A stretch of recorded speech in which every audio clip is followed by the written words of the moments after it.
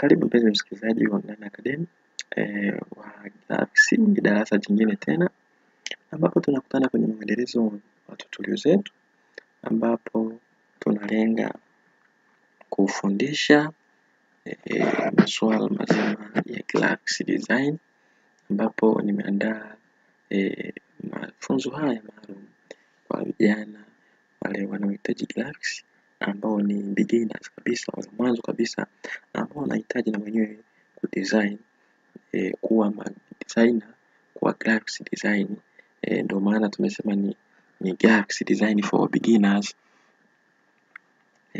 Lengo kubwa la design ni kutoa output ambayo itaonekana kwa jamii, ambapo kazi kama hizi ambazo tunazifanya zimeweza kuwa na ushawishi mkubwa na zinaweza kuhitajika na kuvutia baadhi ya watu mbalimbali kuweza kuzifanya shughuli zetu kama hizi. Kwa hiyo lengo la darasa hili ni maalum na mahususi kwa wale vijana wote ambao wanaanza mafunzo ya graphics design. Karibu mpenzi msikilizaji wangu. Nimekuwa na grupu tofauti, nimekuwa na fundisha tofauti na nimejaribu kutoa mafunzo kwa rika zote. Kwa hiyo naona kukaribisha uweze kuipenda kazi hii kama ilivyo kwa watu wengine na kama ilivyo kwangu, kwa yule anahitaji. Kwa hiyo kazi ya graphics design, tuna design logo, tuna design mabango, tuna design poster, tuna design kadi, tuna edit picha na kadhalika, vitu mbalimbali. Tunatengeneza kadi, tuna print. Kwa hiyo kwa sasa napatikana Dodoma mjini, barabara ya 8. Tunafanya kazi ya printing, design aina zote. Unaweza ukanitafuta kwa namba ya simu ambayo itakuwa hapa description, au unaweza ukajoin kwenye grupu yangu ya WhatsApp, kwenye grupu yangu nyingine ya WhatsApp, kwenye link ambayo itakuwa naiweka kwenye description. Nimejaribu kutengeneza logo mbalimbali, nimejaribu kutengeneza poster mbalimbali, poster za watu wakubwa, poster za kila design. Kwa hiyo kazi ya design inahitajika kwanza uwe na kompyuta, na ukiwa na kompyuta ni kitu rahisi kuoperate kompyuta na kuweza kutumia kompyuta. Kwa hiyo kompyuta ni aina yoyote, iwe na uwezo wa kawaida, iwe na hard disk 5, iwe na GB kuanzia 4, na iwe na Windows 10, na processor iwe kuanzia 2 au 1.2 processor na kadhalika. Kwa hiyo tutatumia Adobe Photoshop, tutatumia Adobe Illustrator, tutatumia Adobe InDesign, Adobe After Effects, Adobe After Premiere Pro. Lakini kwa basic kubwa muhimu ni kujua basic ya software hizi ili uweze kuzifanyia kazi. Kwa hiyo mimi napendaga nikianza masomo haya natumia Photoshop. Nikimaliza kutoka Photoshop maana nitaweka kama ni basics, naenda kwenye Illustrator, naenda kwenye software nyingine. Kwa hiyo nakukaribisha, karibu tuweze kuendelea na masomo yetu. Kwa hiyo kumbuka, hili ni sio somo la kwanza, ni muendelezo wa masomo mbalimbali. Kwa hiyo hii ni beginner na nitakuwa nafundisha kwa Kiswahili rahisi ili kila mtu aweze kuelewa. Asante sana. Hizi ni baadhi ya kazi ambazo nilikuwa nafanya sasa hivi. Kwa hiyo nikimaliza nazitoa hizi kazi, nazitoa.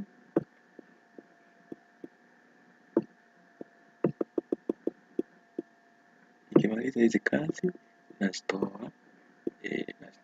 Kwa hiyo nikianza kabisa. Kwa hiyo mimi hapa kwenye kompyuta yangu ina application mbili ambazo zinatumika kwenye kudesign. Ina Photoshop inaonekana hivi au itakuwa inaonekana hivi. Ina Illustrator inaonekana hivi. Zote zinatumika kwenye design. Kwa hiyo bila kupoteza muda tuende kuangalia interface kabisa ya Photoshop. Cha kwanza inabidi install.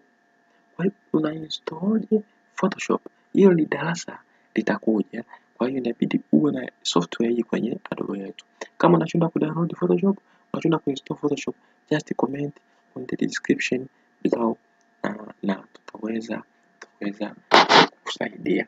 Kwa hiyo kisha ifungua Adobe Photoshop itakuwa inaonekana hivi msikilizaji wangu. Kwa hiyo hatua ya kwanza kabisa utakuwa na icon hii, inamaanisha ni Adobe Photoshop. PS means inaonekana hivi msikilizaji wangu. Kwa hiyo inatupasa kuweza kujua hii interface ya hii. Kwa hiyo kwa leo jinsi ya kujua vitu kama ifuatavyo. Cha kwanza ukisha ifungua itakuwa inaonekana hivi.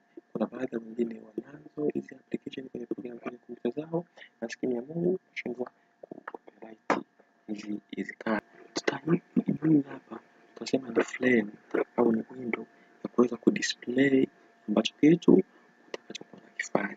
Hii sehemu ya kwanza kabisa ya kufanya kazi. Lakini sehemu ya pili ni kujua icon hii nipo kwenye program gani. Unaweza ukainstall program yote, wengine wanasema ni PS, lakini mimi napenda kuita Photoshop. Ni application ya kwa maalum kwa ajili ya kudesign. Photoshop ni makampuni, ipo kwenye kampuni la Adobe. Kwa hiyo wamezalisha baadhi ya software zikiwa na version tofauti. Kwa ndio maana unaweza kukuta Photoshop 2000 na ngapi na ngapi na ngapi mpaka sasa hivi ya 2023. Kwa hiyo hatua ya pili ya tatu ni hizi menu inaitwa command menu. Hizi zinaitwa command menu ambazo kazi zake zinatumika sawa na zile za kwenye Word, Microsoft Word. Kwanza kuna file, kuna edit, kuna image, kuna layer, kuna type, kuna select, kuna filter, kuna 3D, kuna view, window and arrow. Lakini hatua ya pili, sehemu ya pili ni kujua sehemu ya pili ambayo mimi naita kama toolbox. Toolbox ina ni kiboksi, ina vifaa vyote vinavyotumika kwenye kudesign. Kama unajua first aid kit, first aid kit ni kisanduku cha msaada wa kwanza cha kuhifadhi vitu vya msaada wa kwanza. Kuna wembe, kuna maji, kuna gloves na kadhalika. Kwa sisi tunasema toolbox kwa sababu utakuta wembe, mkasi, ufutio, kalamu, mashepu, kalamu na kadhalika. Zote ziko kwenye toolbox. Kuanzia hapa hadi hapa. Kwa hiyo hatua nyingine tunasema ni display menu au functional menu ambazo ni hizi hapa chini ya hizi command menu. Lakini upande mwingine huku tunasema ni mode menu huku. Kama ni watu kama ni wazazi, hawa tunaweza kuita ni wazazi, alafu hawa ni watoto, alafu sifa za watoto tunazitoa hapa, zinaonekana hapa. Lakini ili kuweza kucontrol sifa za watoto tutakuwa tunakuja upande huu. Na imani hapa tumeelewana kabisa. Kwa hiyo nikianza hatua ya kwanza kabisa ni file. Inabidi uibonyeze file. Ukishaibonyeza file itakuja vitu vingine vingi mno sana. Itakuja vitu vingi sana ambapo itakuja new, open, browse, print, open as smart object, open, export, share, search na kadhalika hadi exit mwisho kabisa. Lakini kama kuna sehemu ambayo inakuonyesha kwamba ni active, ujue hiyo itakuwa active baada ya kufungua project. Kwa hiyo nikija hatua ya kwanza kabisa inabidi ubonyeze uende new, ubonyeze file uende new. Ukisha bonyeza file ukaenda new, itakuja window nyingine ambayo itakuhitaji wewe useti size ya project yako. Ambapo mimi size ya project yangu itakuja window ya namna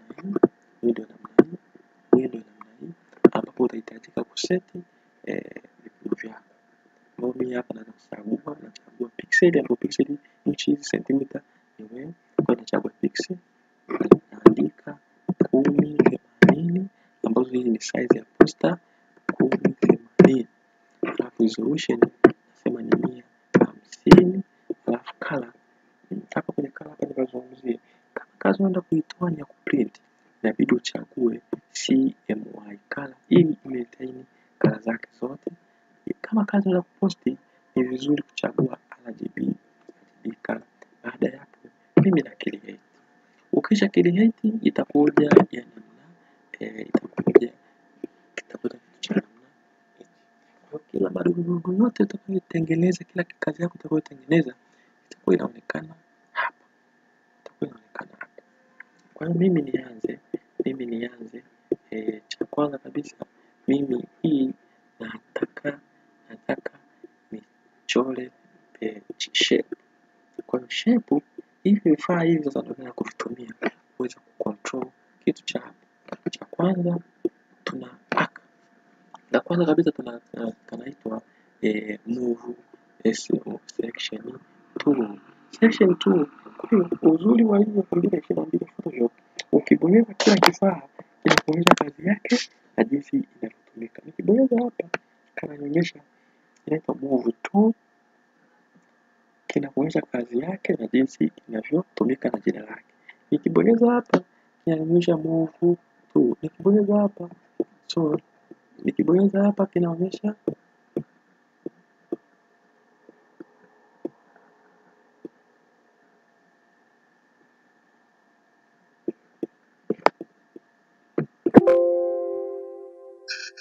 kazi yake. Kwa hii ni move tool, hii ni mark section mark tool, hii ni ufutio,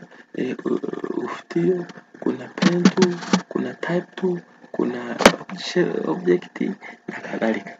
Kwa hiyo mimi hapa cha kwanza mimi nakuja na select shape. Kama kuna kaengo fulani hapa kwenye hii tool, unajua kuna nyingine ndani ya hiyo tool. Kwa hiyo cha kufanya una right click unachagua. Kwa mfano hapa tu una right click nachagua miandiko hiyo imesimama vertical type, horizontal type.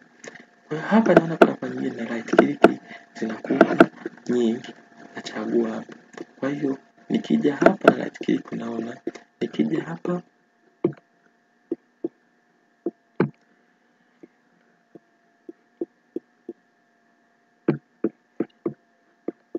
kwenye shape na right click kwenye shape nachagua shape yangu.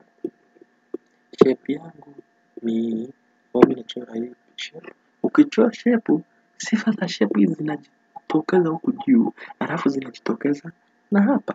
Kwa hiyo kwenye shape hii unataka kubadilisha rangi, unabonyeza hapo, unabadilisha rangi inakuwa nyekundu, hapa inakuwa nyekundu. Kwa hiyo hapa unaweza kupata. Kwa hiyo hapa kuna shape, kuna fill unachokijaza huko. Stroke on ketchup pembeni.